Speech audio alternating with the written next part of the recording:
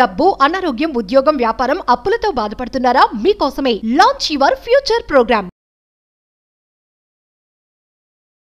నమస్తే, welcome to Suman TV. నేను విష్ణు. ప్రస్తుతంతో పాటు మార్కెట్ అనలిస్ట్ రేవంత్ చలంలో ఉన్నారు. వారితో మాట్లాడుతాం. నమస్తే రేవంత్. నమస్తే అండి. రేవంత్, ఈ మ్యూచువల్ ఫండ్స్కి సంబంధించి డైరెక్ట్ వర్సెస్ రెగ్యులర్ అనే ఈ రెండు మోడ్స్ ఏవైతే ఉన్నాయో దీని మీద అసలు డిస్కషన్స్ అనేవి ఎక్కడ తెగట్లేదు. సో మరి డైరెక్ట్ వర్సెస్ రెగ్యులర్ అనే దానికి ఆది అంతము అంటే స్టార్టింగ్ ఎక్కడ, ఎండింగ్ ఎక్కడ, అసలు సెబీ ఏం చెప్తోంది direct versus regular mutual funds concept పైన?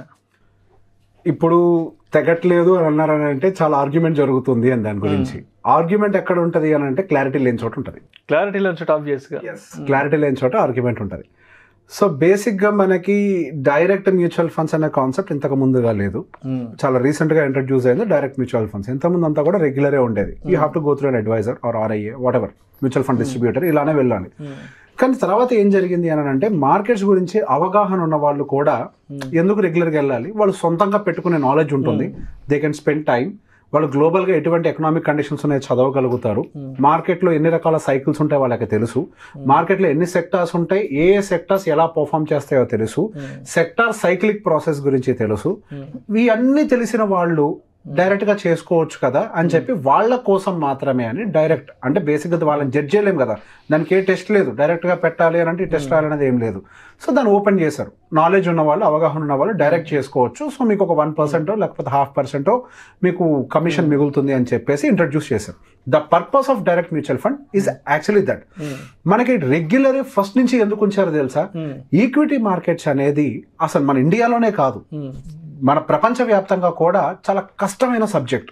సో ఏ టైంలో ఎలా ఇన్వెస్ట్ చేయాలి, ఏ టైంలో వాటిని రీబ్యాలెన్స్ చేయాలి, ఏ టైంలో ఇన్వెస్ట్మెంట్ కరెక్ట్గా ఉంచి ఏ టైంలో ప్రాఫిట్ బుకింగ్ చేయాలి అన్న వాటి గురించి అవగాహన ఉండదు. యాక్చువల్ ఈక్విటీ మార్కెట్స్లో మనకి డబ్బులు ఎంత వెల్త్ క్రియేట్ చేస్తాం అనేది మీరు పెట్టుకుంటూ పోతే అవ్వదు.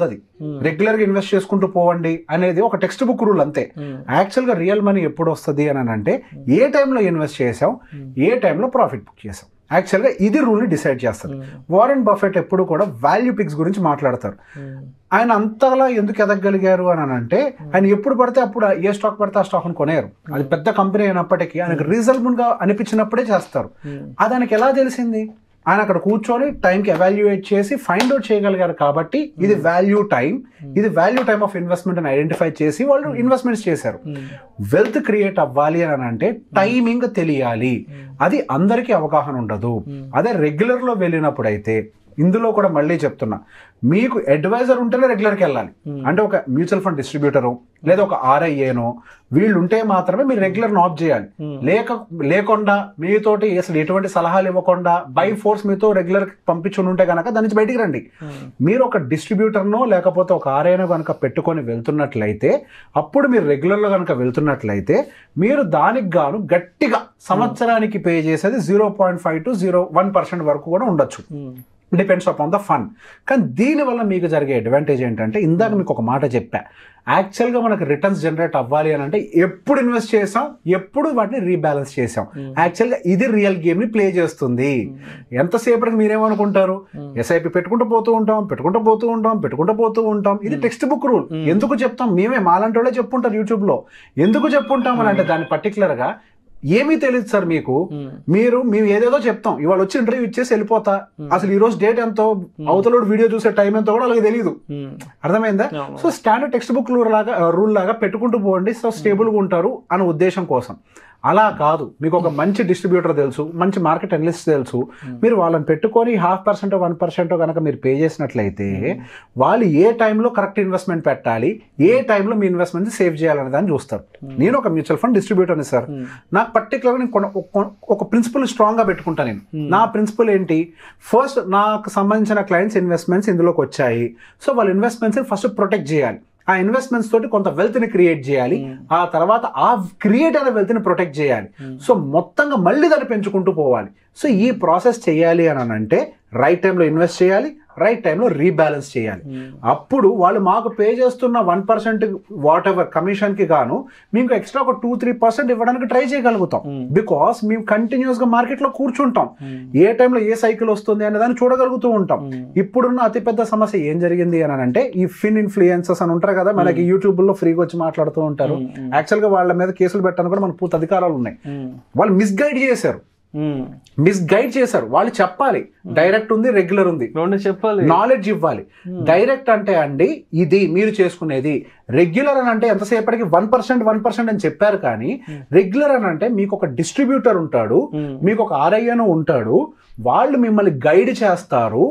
మీకు గనక అవగాహన లేకపోతే దీనికి వెళ్ళండి, మీకు పూర్తిగా మార్కెట్ నాలెడ్జ్ ఉంటే దీనికి వెళ్ళండి అని చెప్పుండి ఉండాలి. అది చెప్పకుండా డైరెక్ట్ అని కంప్లీట్ గా డైరెక్ట్ చేసుకుంటూ పోతున్నారు, ఇంజెక్ట్ చేశారు.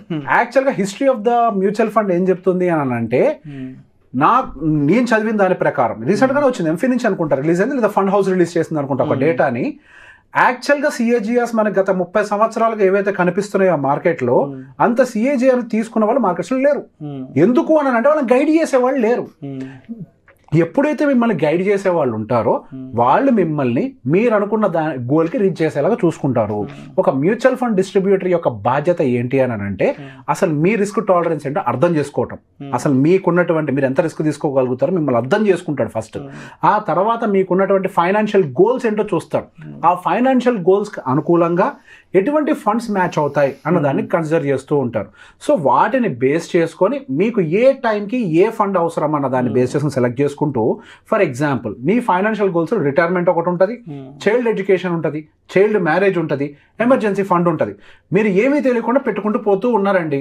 మీకు సడన్ గా కారు కొనాల్సిన మూడు వచ్చేసింది, ఎవరో కొన్నాడు పక్కనోడు, సహజంగా మన దగ్గర ఎక్కువ కదా, ఒకటి కొనగానే మనకు వెంటనే దురద పుట్టేస్తుంది, వెళ్ళాలా నా మ్యూచువల్ ఫండ్స్ లో 10 లక్షలు ఉన్నాయి వెంటనే తీసేద్దాం. మీరు 10 లక్షలు దాచిపెట్టడానికి ఇన్ని సంవత్సరాలు కష్టపడ్డారే, తీసుకెళ్ళిపోయి మీరు కారు కొన్నారే, కానీ ఒక్క ఎమోషన్ వల్ల మన ఫ్యూచర్ గోల్ అనేది డిసిప్లిన్ అయిపోయింది. There is no discipline. ఇక్కడ ఏం జరుగుతుంది, ఎంఎఫ్డి మీ చెయ్యి పట్టుకొని నడిపిస్తారు. సార్ మీ ఎమర్జెన్సీ కోసం ఈ ఫండ్, సో మీకు ఏదైనా ఉద్యోగం పోయినప్పుడు మీ ఫండ్ని విత్డ్రా చేద్దాం, ఇది సేఫ్ గా ఉంటుంది. సార్ మీ చిల్డ్రన్ ఎడ్యుకేషన్ కోసం ఇది, మీ రిటైర్మెంట్ కోసం ఇది, మీ బేసిక్ ప్లానింగ్ కంప్లీట్ అయిపోయింది, ఇప్పుడు లగ్జరీస్కి వద్దాం, మీకు నెక్స్ట్ కారు కొనాలి, ఇల్లు కొనాలి, టూర్లకు వెళ్ళాలి, వాటి కోసం ఈ ఫండ్స్ని అలోకేట్ చేసుకుందాం. సో మీరు ఈ ఫండ్ ఎప్పుడైతే మీరు అనుకున్న టార్గెట్ రీచ్ అవుతుందో ఈ ఫండ్ని విత్డ్రా చేసి కారే కొనుక్కోండి, ఇల్లే కొనుక్కోండి, టూర్కే పోండి. ఇక్కడ ఏమవుతుంది, మీకు లాంగ్ టర్మ్ గోల్స్ డిస్టర్బ్ కాకుండా ఈ మార్కెట్ వాలటాలిటీ బై డిఫాల్ట్ ఉంటుంది చూసారా, markets volatility, mutual funds are subjected to market risk. ఈ రిస్క్ నుంచి మిమ్మల్ని ప్రొటెక్ట్ చేసుకుంటూ రెగ్యులర్గా రీబ్యాలెన్స్ చేసుకుంటూ మీకు వచ్చే రిటర్న్స్ని ప్రాపర్గా డెలివర్ చేసే ప్రయత్నం చేస్తారు.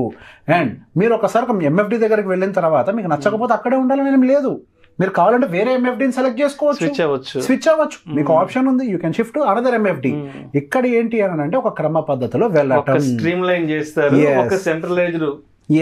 ఎగ్జాక్ట్లీ. ఇప్పుడు యాక్చువల్గా మీరు చెప్పారే ఇది ఎప్పటికీ తేలదా అంటే, ఎందుకు తేలదని అంటే అసలు రెగ్యులర్ అని అంటే ఇంత ప్రాసెస్ ఉంటుంది, వీళ్ళు గైడ్ చేస్తారు, హ్యాండ్ హోల్డింగ్ సెషన్స్ ఉంటాయి, నడిపిస్తారు అన్న విషయం కూడా తెలియదు.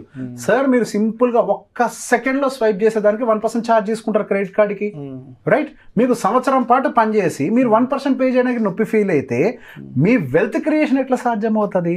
ఒక విషయం గుర్తుపెట్టుకోండి, ఎప్పుడు కూడా రిచ్ మైండ్ ఎలా డెవలప్ అవుతుందో గుర్తుపెట్టుకోండి. If you want to become rich, you have to think like rich. A rich person అయినా ఆయన అసెట్స్ ఆయన మేనేజ్ చేస్తారని అనుకుంటున్నారా? ప్రతి అసెట్ మీరు ఎక్కడైనా గూగుల్ చేయండి, ఎక్కడైనా గూగుల్, ఇప్పుడు మీ అందరు చేసే గూగుల్ నాలెడ్జే కదా, ఇది కూడా గూగుల్ చేయండి అని చెప్పింది. ప్రతి రిచ్ పర్సన్ కూడా ప్రతి ఒక్క అసెట్ కి మేనేజర్ని పెట్టుకుంటారు. మ్యూచువల్ ఫండ్ కి మ్యూచువల్ ఫండ్ మేనేజర్, స్టాక్స్ కి స్టాక్స్ మేనేజర్ ఉంటారు, రియల్ ఎస్టేట్ కి మళ్ళీ సపరేట్ గా ప్రాపర్టీ మేనేజర్ ఉంటారు, రెంటల్ ఇన్కమ్ బిల్డింగ్స్ ఉంటే దానికి ఒక మేనేజర్ ఉంటాడు, ప్రతి దానికి కూడా మేనేజ్ చేసే పీపుల్ ఉంటారు. వాళ్ళకి ఇవ్వాల్సిన ₹1 గురించి కకృతి పడితే మీకు రావాల్సింది రాదు, ఉన్నది పోగొట్టుకుంటారు. సో బేసిక్ ప్రిన్సిపల్ ఏంటి అని అంటే, మీ పని మీరు చేస్తున్నారు, మీరు ఒక మంచి డాక్టర్, మీ ప్రాక్టీస్ చేయండి, లక్షల కోట్ల రూపాయలు సంపాదించండి, మీ టార్గెట్స్కి అనుకూలంగా ఇన్వెస్ట్ చేయండి, ఆ ఇన్వెస్ట్మెంట్ పెంచే బాధ్యత ఎంఎఫ్డీని ఆర్ఐ తీసుకుంటాడు. దానికి మీరు ఇచ్చేసి 0.5% 1% పర్ ఇయర్. ఇంత తక్కువ ఛార్జ్ తోటి సర్వీస్ ఇచ్చే ఒక్క మనిషిని నాకు చూపించండి, ఒక్క మనిషిని చూపించండి. మీ వెల్త్ని, మీ ఫ్యూచర్ని డిసైడ్ చేసే వాళ్ళు మీ ఫ్యూచర్ బాగుండాలని పనిచేసే వాళ్ళు ఇన్ఫాక్ట్ మీరు ఎక్కడికి వెళ్ళినా మీరు ఒక యూసీ బుక్ చేసుకున్నా కానీ వాడు వచ్చి ఒక రిపేర్ చేసి వెళ్ళిపోతాడు, ప్లంబర్ ఒక ఎలక్ట్రీషియన్ వచ్చి రిపేర్ చేసి వెళ్ళిపోతాడు అంతే. మీరు ఒక డాక్టర్ దగ్గరికి వెళ్తే 5 నిమిషాలు చేయబెట్టుకొని మెడిసిన్స్ ఇచ్చి పంపించేస్తారు. కానీ ఈ ఎంఎఫ్డి కానీ ఆర్ఐఏ కానీ రెగ్యులర్లు ఎవరైతే ఉంటారో వాళ్ళు మిమ్మల్ని 25-30 సంవత్సరాలు మీతో ఫ్యామిలీ మెంబర్ లాగా ట్రావెల్ అవుతారు, రైట్? సో ఇప్పుడు చెప్పండి 0.5% 1% మీరు పే చేయటం వల్ల వాళ్ళంత కష్టపడి మీకు ఇంక ఎక్స్ట్రా 2-3% డెలివర్ చేయగలిగినప్పుడు మీరెందుకు ఆలోచిస్తున్నారు? వాళ్ళతో ఒక బాండింగ్ ఉంటుంది, ఒక రిలేషన్ కంటిన్యూ అవుతుంది.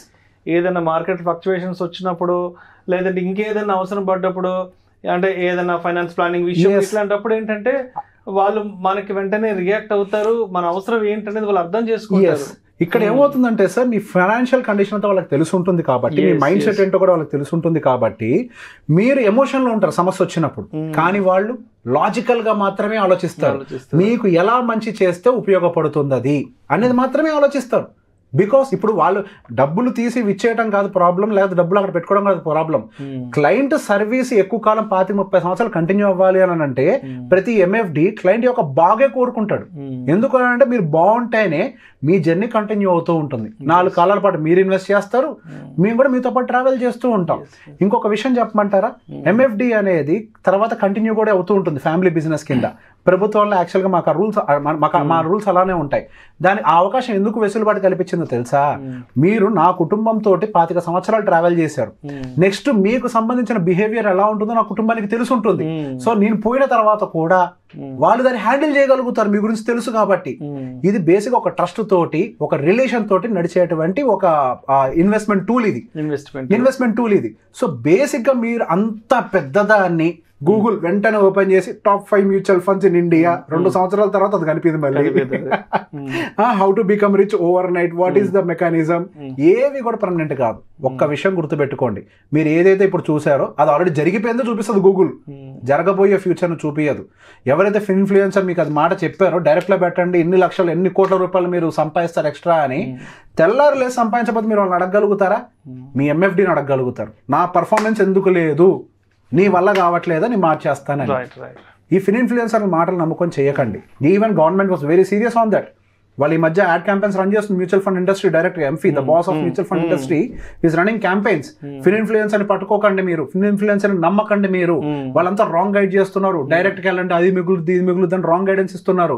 మీరు ఏ అడ్వైజ్ అయినా కానీ డైరెక్ట్ గా రిజిస్టర్డ్ ఎంటిటీ నుంచి మాత్రమే తీసుకోండి అని అదొక మిస్ గైడెన్స్ లోకి తీసుకెళ్లారు.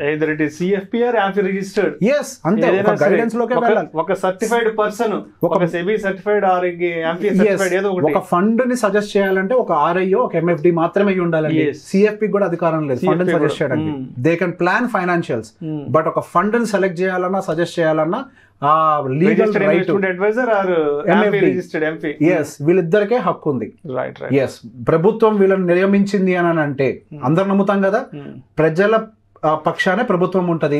సెబీ చాలా చర్యలు ప్రజల కోసం తీసుకుంటుంది రీటైలర్స్ కాపాడటానికి. ఎంఎఫ్డిస్ ఎందుకు నియమించింది? మీకోసమే. వాళ్ళకి ఇచ్చేది ఒక పైసా, ఆ పైసా గురించి ఆలోచిస్తే రైట్.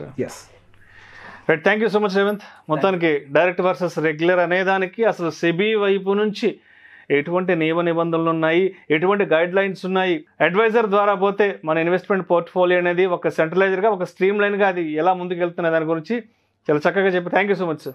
థ్యాంక్ యూ అండి. సుమన్ టీవీలో మీ పర్సనల్ అండ్ బిజినెస్ ప్రమోషన్స్ కోసం కింది నెంబర్కి కాంటాక్ట్ చేయండి.